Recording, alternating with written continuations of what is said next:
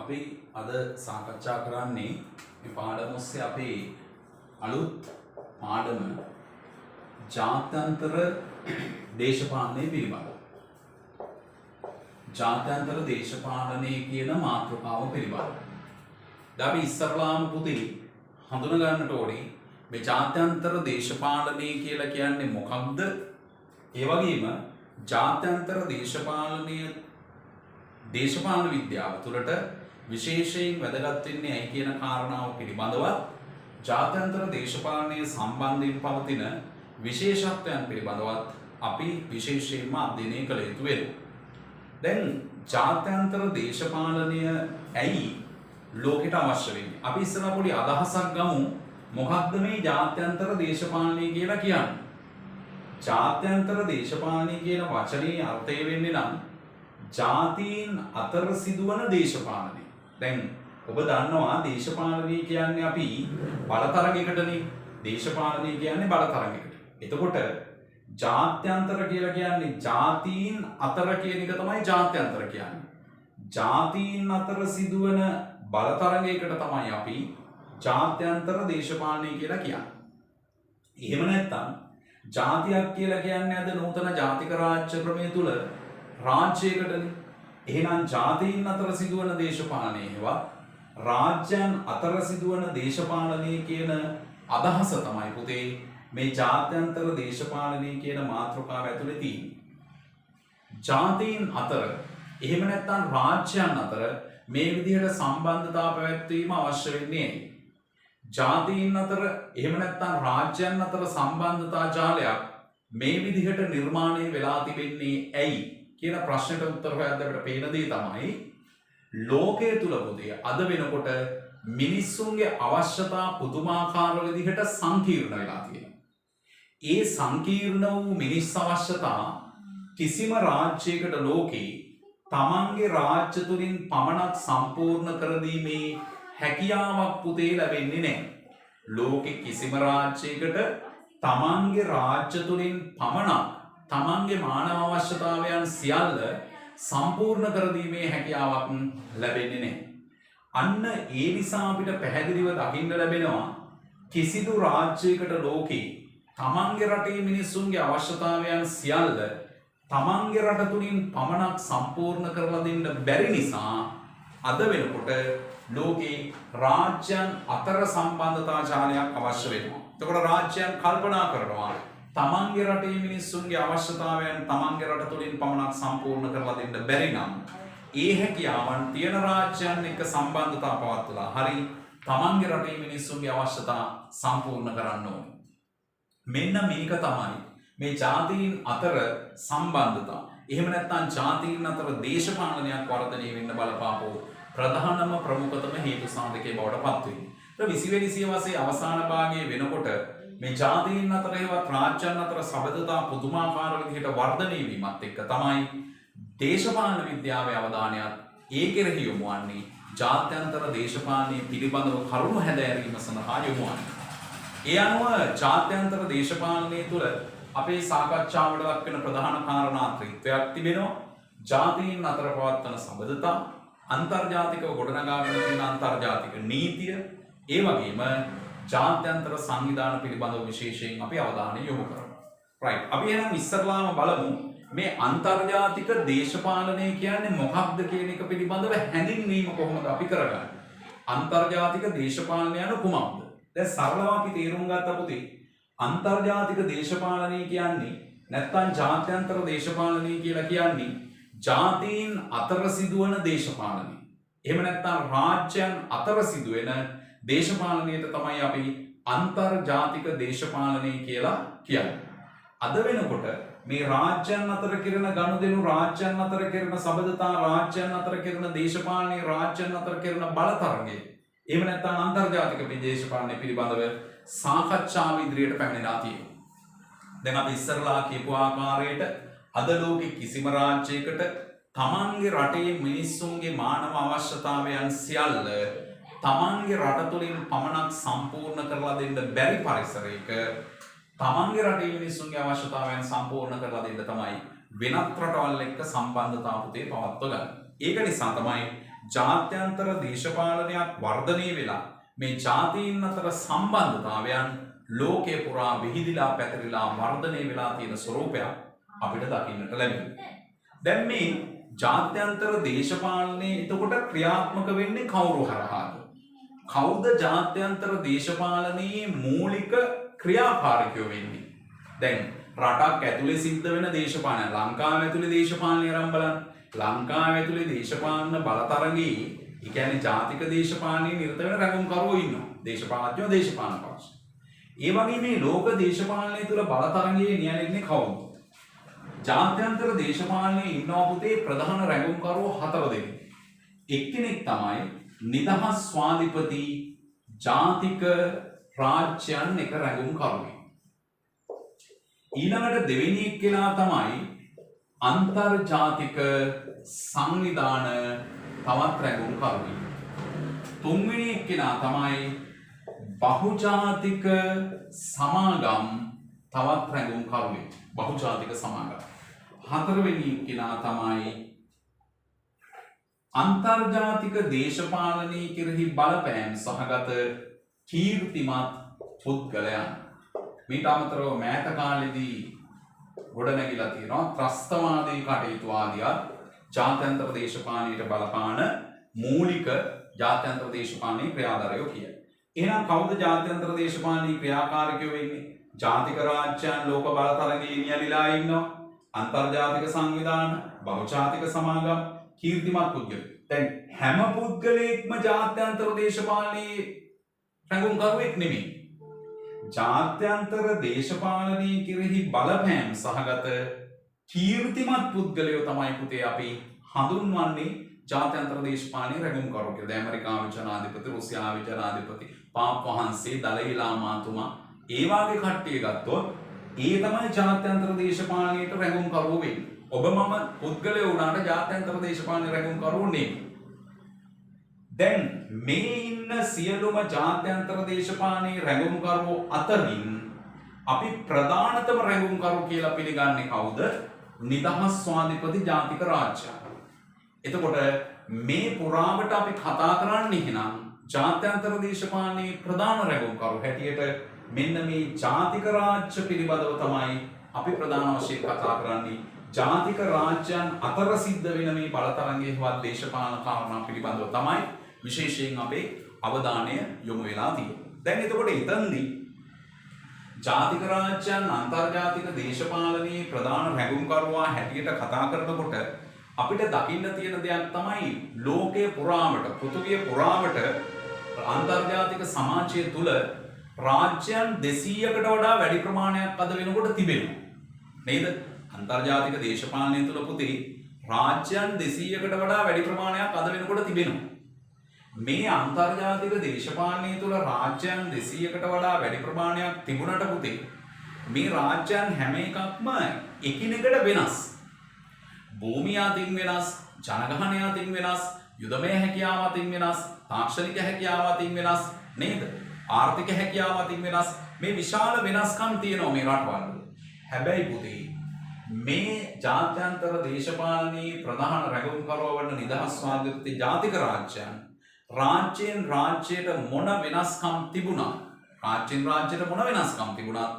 ඒ හැම රාජ්‍යයක්ම සලකන්නේ නෛතික වශයෙන්, නීතිමය වශයෙන් පිළිගනු ලබන්නේ එක හා සමාන ඒකක හැටියට.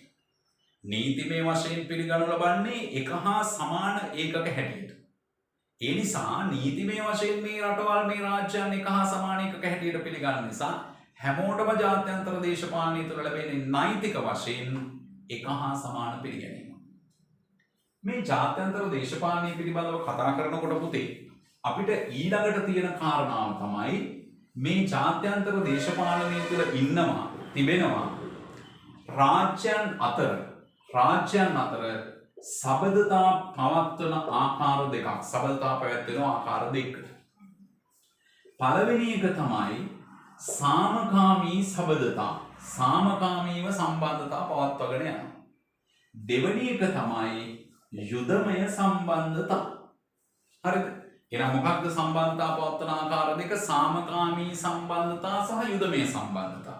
දැන් ලංකාව චීනය අතර, ලංකාව ඉන්දියාව අතර, ලංකාව ඇමරිකාව අතර නේද? සාමකාමී සම්බන්ධතා තියෙනවා.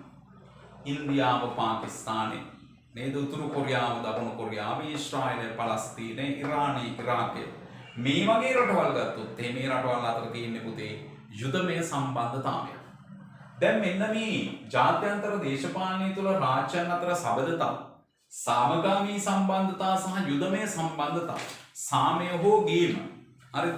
සාමගාමී සම්බන්ධතා සහ යුදමය සම්බන්ධතා වශයෙන් ස්වරූප දෙකකින් ක්‍රියාත්මක වන නිසා ජාත්‍යන්තර දේශපාලනීය විශ්ලේෂකයෝ හඳුනා ගන්නවා පුතේ යුද්ධය හා සාමය පිළිබඳව කරන කතිකාවතක් කියලා. යුද්ධය හා සාමය පිළිබඳව කරන කතිකාවතක් කියලා හඳුනා ගන්නවා. ඔන්න ඒකත් එක විශේෂ කාරණාවක්. දැන් පුතේ මේ ජාත්‍යන්තර දේශපාලනය තුල දකින්න තියෙන විශේෂ ලක්ෂණයක් තියෙනවා. මොකද්ද ජාත්‍යන්තර දේශපාලනය තුල දකින්න තියෙන විශේෂ ලක්ෂණ? දැන් මුළු ලෝකෙම ගත්තොත් මේ මුළු ලෝකයේම තියෙන මේ රටවල් සියල්ලම එකින් එකට වෙනස් මෙහෙම බෙදිලානේ රටවල් තියෙන්නේ. ඒ රටවල් සියල්ලම යටපත් කරලා පාලනය කරන්න පුළුවන් ඉහළ බලධාරියෙක් ලෝකෙ කොහෙවත් නැහැ. මේ ලෝකෙම ජාත්‍යන්තර දේශපාලනයේ රැඟුම්කරුවා වෙන්නේ ප්‍රධාන නිදහස්වාදීපති ජාතික රාජ්‍යයනේ. එතකොට මේ නිදහස්වාදීපති ජාතික රාජ්‍ය කියන ප්‍රධාන රැඟුම්කරුවා ලෝකේ රටවල් 200කට වඩා වැඩි ප්‍රමාණයක් තියෙනවානේ. ඒ සියල්ලම යටපත් කරලා පාලනය කරන්න පුළුවන් ලෝක ආණ්ඩුවක් වගේ එකක්. එහෙම එකක් මේ ලෝකයේ කොතනකවත් පුතේ දකින්නට නැහැ. හරි? ඒ වගේම තමයි මේ ලෝකේ රටවල් සියල්ලම පාලනය කිරීම සඳහා ගොඩනගාගෙන තියෙන නිශ්චිත සදාචාර මූලධර්ම පද්ධතියක් හෝ නීති පද්ධතියකුත් දකින්නට නැහැ.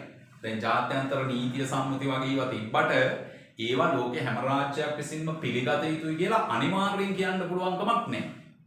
ඒක නිසා ඒවා ඒ රටවල් පිළිගැනීම හෝ නොපිළිගැනීම තීරණය වෙන්නේ ජාත්‍යන්තරව ගොඩනගාගෙන තියෙන ජාත්‍යන්තර නීති හා සම්මුති පිළිගැනීම හෝ නොපිළිගැනීම සිද්ධ වෙන්නේ පුතේ ඒ රාජ්‍යයන් වල ස්ව කැමැත්ත පරිදි ඒ රාජ්‍යයන් වල තියෙන බලය සහ එහි ප්‍රමාණය මත තමයි ඒවා පිළිගැනීම නොපිළිගැනීම පුතේ තීරණය වෙන්නේ.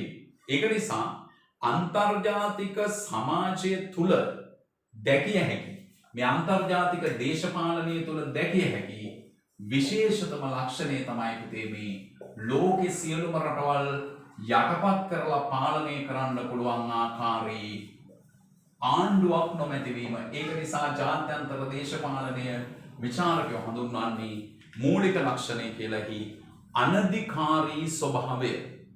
අනධිකාරී කියන්නේ අධිකාරී කියන්නේ බලයක් ආධිපත්‍යයක් නැහැ. තියෙනවා. අනධිකාරී කියන්නේ බලයක් ආධිපත්‍යයක් නැහැ. කියන්නේ පාලනයක් නැති තමයි අනධිකාරී කියලා කියන්නේ. ආණ්ඩුවක් නොමැති දේශපාලනය. දැන් රටක් ඇතුලේ නම් අනිවාර්යෙන් ආණ්ඩුවක් තියෙනවනේ. රාජ්‍යයක් ඇතුලේ නම් අනිවාර්යෙන් ආණ්ඩුවක් තියෙනවනේ. නමුත් මේ ජාත්‍යන්තර දේශපාලනීය විචාරකයෝ හඳුන්වන්නේ ආණ්ඩුවක් නොමැති දේශපාලනය කියලා. politics without government කියලා කියන්නේ.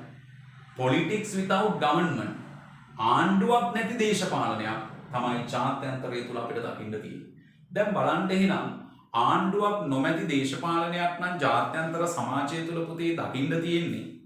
මේ ජාත්‍යන්තර සමාජය තුල නිරතුරුවම රටවල් තම තමන්ට ඕන විදිහට තමයි ක්‍රියාත්මක වෙන්නේ.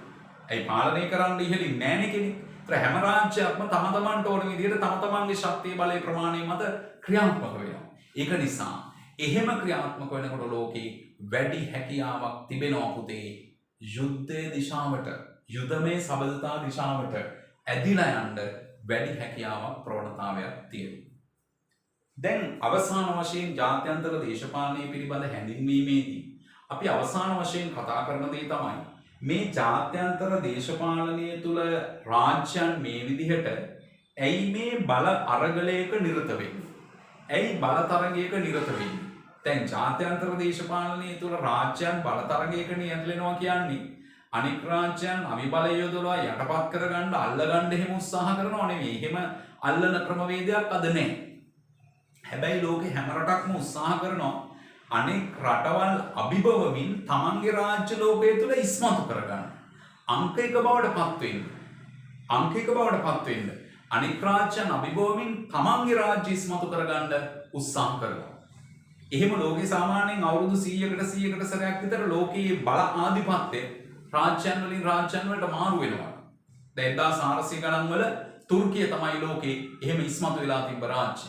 1500 ගණන් වල මුල වෙනකොට ස්පාඤ්ඤයට, 1500 ගණන් වල මැද වෙනකොට පෘතුගාලයට, ලංකාවට ඇවිල්ලා අල්ලගත්ත පෘතුගීසීන්ලා, හරි. 600 ගණන් වෙනකොට ලන්දේසීන්ට, 700 ගණන් වෙනකොට ප්‍රංශ ජාතිකයන්ට, 800 ගණන් වෙනකොට බ්‍රිතාන්‍ය ජාතිකයන්ට ලංකාව අල්ලගත්ත. 945 දෙවෙනි ලෝක යුද්ධයෙන් පස්සේ ඇමරිකාව ලෝක බලවතා. දැන් ඇමරිකාවේ අවුරුදු 100ට තව ටික කාලයක්. දැන් මේ අදහස් ඉදිරිපත් වෙන්නේ සහ දකින්න ලැබෙන්නේ චීනයේ ලෝක බලවතා වෙන සේයාවක් තමයි දකින්න ලැබෙන්නේ 21 වෙනි සියවසේ. හරි. ක්‍රිස්තු වර්ෂ 70055 දී විතර ලංකාවටත් ලෝක බලවතා වෙන්න පුළුවන්. නේද? තව අවුරුදු 70000කින් විතර. එතකොට අපිට මේ ජාත්‍යන්තර දේශපාලනය තුළ පුතේ ඇයි මේ විදිහට මේ රාජ්‍යයන් අනික් රාජ්‍යයන් අභිභෝමී තමන්ගේ රාජ්‍ය ඉස්මතු කරගන්න උත්සාහ කරන්නේ? ජාතික ආශාවන් සපුර ගැනීම සඳහා හෙවත් බාහිර අරමුණු ඉටු කර ගැනීම සඳහා. රාජ්‍යයන් මේ විදිහට බලතරංගයක නියැලෙන්නේ රාජ්‍යයන් වල ජාතික අරමුණු, ජාතික ආශාවන් හෙවත් බාහිර අරමුණු ඉටු කර ගැනීම සඳහා. දැන් උදාහරණ වශයෙන් මොනවද? ජාතික ආරක්ෂාව තහවුරු කර ගැනීම, ජාතික ආර්ථිකය ඉහළ නැංවීම, ජාතික සුබ සාධනය ඉහළ නැංවීම, ජාතික අභිමානය ආරක්ෂා කර ගැනීම, ජාතික දේශපාලන මතවාදය ආරක්ෂා කර ගැනීම. දැන් මේ දේවල් අපිට රැකගන්න වෙන්නේ ජාතික වශයෙන් අනෙක් රටවල් ඉදිරියේ. අනෙක් රටවල් වලට වඩා අපේ රටේ ජාතික ආර්ථිකය, ජාතික සුබ සාධනය, ජාතික අභිමානය, ජාතික ආරක්ෂාව තහවුරු කරගන්න දරන උත්සාහයක් හැම රටකටම තියෙනවා.